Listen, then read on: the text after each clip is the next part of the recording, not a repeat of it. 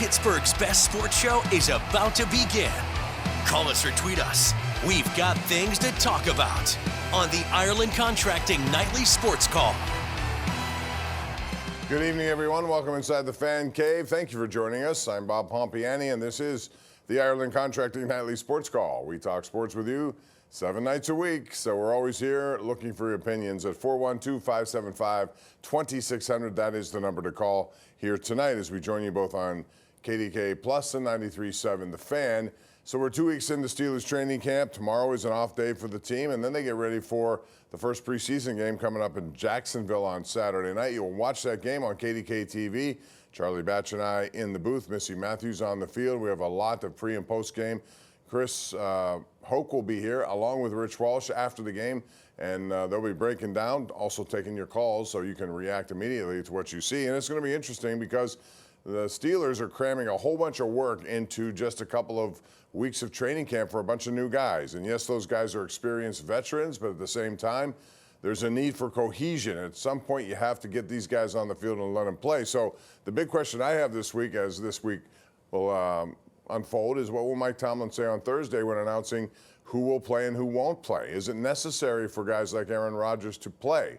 My answer would be yes, only for one series, just to get a feel for this team, get a feel for the offensive line. It doesn't have to be any risky play at all. It could be handoffs, just to get in and out of there, see what it's like to do it for the first series. I think in the Tampa game, which is the only home game for the Steelers coming up on the 16th, that would be a different situation because I think you may see him for maybe a quarter. It may be their only opportunity to play in this preseason before the start of the regular season. So I'd like to hear what you have to say and your impression so far. The defense has been better than the offense. I think that's generally what you would expect. Go to spring training anytime you'll see the pitchers are ahead of the hitters. Well, it's the same thing here. The defense plays, they've been together. They have some new players, sure. But it's a lot easier for them to get on track than it is the offense. So today they did basically 14 plays from the 2-yard line, and the offense could only score twice out of those. So the defense won 12 of those 14. We'll see what that means. You could come to conclusions the defense is really good, or you can come to the conclusion the offense is really bad at this point. Whatever it is just early in this process. So we'll see what happens on Saturday night. Also want to talk, of course, about the Pirates who I don't know what to say anymore.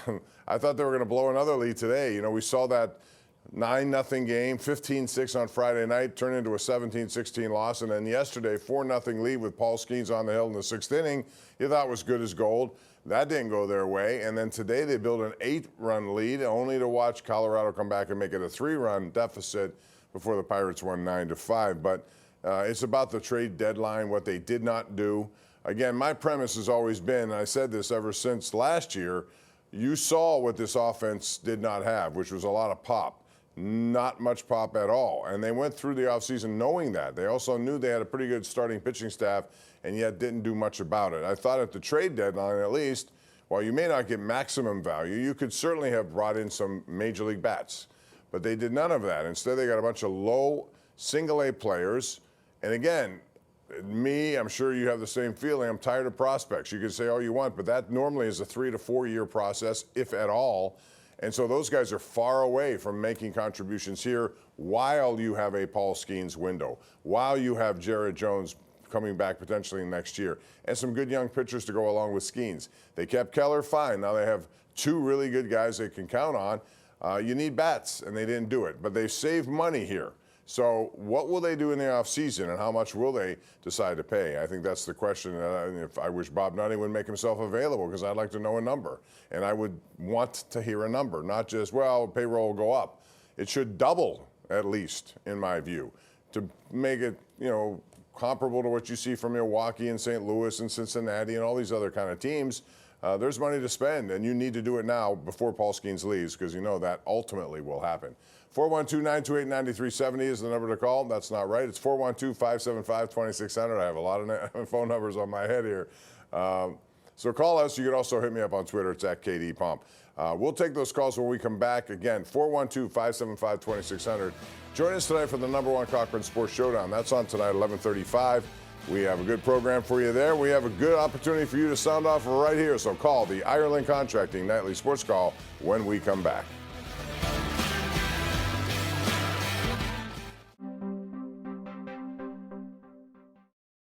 All right, welcome back. This is our tweet of the night brought to you by Xfinity. It comes from OptaStats. They have some really good information every day. Pirate leadoff hitters over the last 2 games. Look at this. Leover Peguero, 5 runs batted in. Spencer Horwitz leadoff, 6 RBI. They had 5 combined home runs. And since the RBI became an official stat in 1920, they're the first major league team to get 5+ RBI from leadoff hitters in back-to-back games. The Pirates continue to make history, good history, bad history, all kinds of history. And that's just the way this season has been. It's been one of the more strange seasons I think that you'll see. All right, we've got this Twitter action going here. Ryan Zedek says the Pirates should have gone 6-0 on this road trip. And Ryan, yes, you're right. They were 4-2 as it turned out. Sweep San Francisco, go to Colorado, win today. But those 2 that they lost should have been wins. You don't see many, 9-0 leads evaporate. You don't see 4-run leads with Paul Skeens on the mound evaporate, but that's exactly what happened in those 2 games. But still, they've got issues there, and those issues need to be resolved in the offseason, if at all. But it's going to be a tall task, regardless of who's the GM. And I wonder what that means for Ben Cherington, what we saw from the trade deadline. There was no trade of Mitch Keller. Was that something that was mandated up top by Bob Nutting, not to trade him? They did trade Brian Hayes. They saved money. Ben Cherington was quoted as saying that they've never made a trade that's designed to save money. Well, I disagree with that. I think the Hayes is a perfect example of that, although they got some return potentially in that. We'll see how it goes. Also, we have this from Steelers, Pens, Pirates fan 97 on Twitter. They say, the Steelers' number 2 wide receiver, is that person on the roster? That's a good question, and one we'll tackle tonight on the number 1 Cochran Sports Showdown, because at this point, Calvin Austin's injured. He's banged up a little bit. Roman Wilson has looked okay, just that okay average maybe. We'll see more of him, of course, on Saturday, and that's why I think preseason games are worth watching, as you'll get an opportunity to see some of these guys. But beyond that, Scotty Miller's maybe been their best receiver, not named DK Metcalf. So do they need help there? Possibly. The name Terry McLaurin comes up all the time, but I think that will resolve itself in Washington. They can't afford to lose him. He's been someone who's been down there through the bad times. Now that there are good times, I think he would want to stay, and they will eventually come to a term there, I believe, anyway. Let's get to the lines at 412-575-2600, beginning with Dave in Finleyville. Hello, Dave. How are you? Yes, Bob. How are you tonight? Thanks for taking my call. Sure. Good to hear from you. Okay. I want to ask your opinion. Do you think the Steelers missed out on drafting Shadir Sanders? At least he was there for at least 5 to the 5th round. And possibility he could be maybe a franchise player they were looking for. I'll hang up and listen to you. Thanks, Dave. Well, there are a lot of teams that passed on him, including Cleveland. And after they take Dylan Gabriel, who no one saw that coming, they go on and take Shadir Sanders. Now, they took Will Howard in the 6th round. I thought that was actually deeper than he would have gone. But no, I'm not a big. I don't think Shadir Sanders is going to be a franchise quarterback. I don't. I just think he's going to be a serviceable guy who can get in there and have a career at this job. But I don't think it's going to be in the role of a franchise quarterback. I still believe at this point. I haven't paid attention really to much of Cleveland's training camp, but I thought going into it that Joe Flacco still would emerge with Kenny Pickett challenging him, and Shadir Sanders 3rd on that list. I don't know how it's gone up there, but I don't know why he fell there. A lot of people thought he'd go in the 1st or 2nd round, and all of a sudden down to the 5th. Let's go out to Chuck in Uniontown. Chuck, at least they got a win for you today. Yeah, they did. Thanks once again, Bob. But as for the trading deadline, they get a big emblazoned golden capital F from me because I wanted to see some at least not top level, but at least decent major league ball players come back, and I saw nothing. And if that's important of what's to come in the off season, I don't feel good about it. But anyhow, what I did want to ask you, Bob, is do you think if he projects over a full season that Spencer Hayworth could be an answer for the Pirates at first base? Would he hit enough home runs for you? Well, if he played in Colorado, maybe the answer would be yes, Chuck. Thanks for the call. He had a couple today. He and Peguero, they could maybe platoon over there because they put the man they call Peggy over there at first base yesterday, and he looked pretty good defensively as well. So I still would rather have somebody with pop with a bigger profile there. I think Horwitz will be okay, especially for the return of Luis Ortiz now that he's in trouble with Toronto. I'm hoping that he could be that guy. I'm not sure if he's a leadoff hitter. I still like O'Neal Cruz in that spot. I know that that's changed, but he can do so much on the base pass if he gets on. Bottom line is, I still think they need to look, and they need to come up with bats in the offseason. They said they're going to spend some money. We'll see what they have up their sleeve. Skeens was quoted today as saying that he hopes the Pirates, with this money saved, go out and spend it. The problem you're going to have is who's going to want to come here at what price? You're going to have to overpay, and that's okay. If you've created this situation where not a lot of free agents want to come to Pittsburgh, then change it by overspending if you have to do it. But they got to do something. Again, I'm operating under the premise that Paul Skeens is here for just a couple of more years. And if that's the case, then do something in the next offseason and go big or go home. 412-575-2600. Let's go to Mike in Bethel Park. Mike, how are you? Good. Hey, Bob. Just curious. I'd like to defend Charrington, if I may. He won a World Series in '06 with the Red Sox. But every other year, his teams have finished in last place. Every other year. That includes Boston. I don't know if you know if he has handcuffs on him financially on what to spend to not get the right players in here. All right. Thank you, Bob. Thank you, Mike. I would say yes to that, but I think he knew that coming into this job. And I think if he's not the general manager next year and whoever comes in following him will have the same handcuffs in place. Excuse me, Bob Nutting is not known to spend, and I don't think that's going to change regardless of who he's in. Now, if you want to come here and say, look, if I sign, I want an opportunity, excuse me, to spend money. And Bob Nutting, if he says no, then you have an option too. You can say, no, I don't want the job. But I think it definitely comes with a restriction of how much money you spend. Mike is in CISO, and now he's on the sports call. Excuse me, Mike. I'm going to take a sip of water while you talk. Go ahead, Mike. You're all good, Bob. How are you? I'm coughing a lot, but thanks. All good. Hey, question for you. So you talked about the runway for Paul Skeens and even other contracts that are, with the Pittsburgh Pirates.